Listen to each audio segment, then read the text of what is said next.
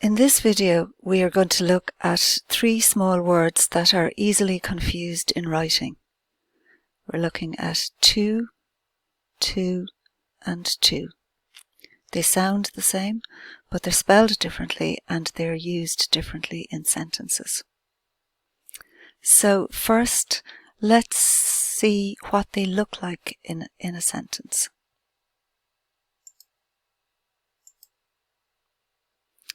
So the first word, two, T-W-O, is a number word.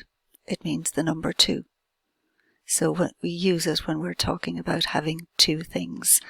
I have two dogs. There are two pens on the table.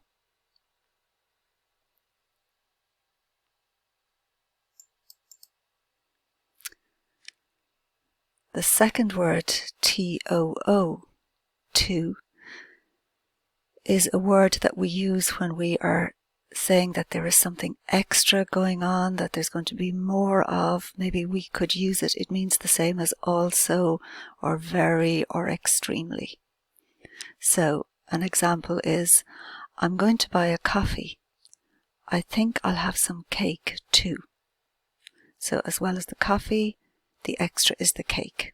I will also have some cake. Or this sentence here, it's too cold to swim in the sea.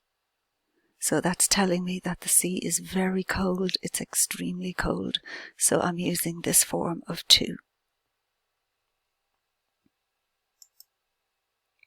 The third word is the smallest of the three, T-O, and this is the word that turns up the most often. It has lots of different uses. We're just going to look at some of the more common uses on this slide. So we use it when we're talking about direction. So Tom is going to the supermarket. We use it when there is a relationship between words, we'll say for possession. So that coat belongs to Sonia. We use it when we are talking about a range of time. It will take me 10 to 15 minutes to finish this job. And you can see in this sentence, the word to turns up twice. It turns up here with the infinitive of the verb to finish. And that's a very common use of the word. We would say to finish, to walk, to read, to sing. It's that little form of the word that we use. So let's recap again. There are three different forms of the word two. One is a number word relating to the number two. T-O-O we use when maybe we could use the word also, or when we're talking about something extra or extreme or very something in a sentence. And then finally there's the little word that's a preposition and it has lots of different uses, like to walk, to go to something, to talk about time, 2 to 5 weeks to finish that job.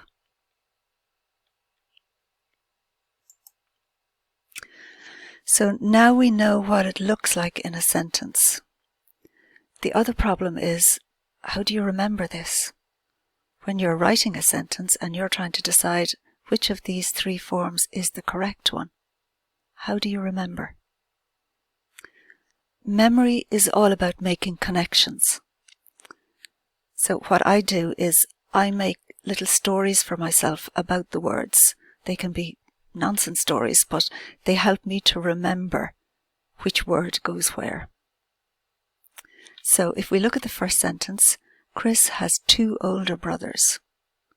So 2 is a number word, and I know that I am looking for the form of this word that relates to a number.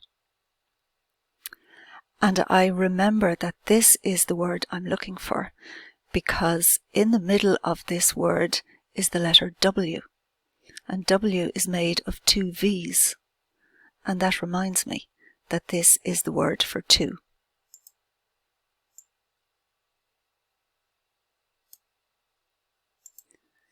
In the next sentence, Susan put too much chili in the sauce.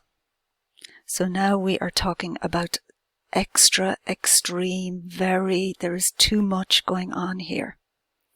So I know that this is the correct word for when we are talking about something extra, because this is the only one of the three words that has an extra O. The other words have one O, this one has two. So this is the one I use when I am talking about extra or more of. Susan put too much chili in the sauce. And that leaves me with the little one, the default word. This is the most common form of the word. As we said, it turns up in lots of different examples, and here it's in the infinitive of the verb to start.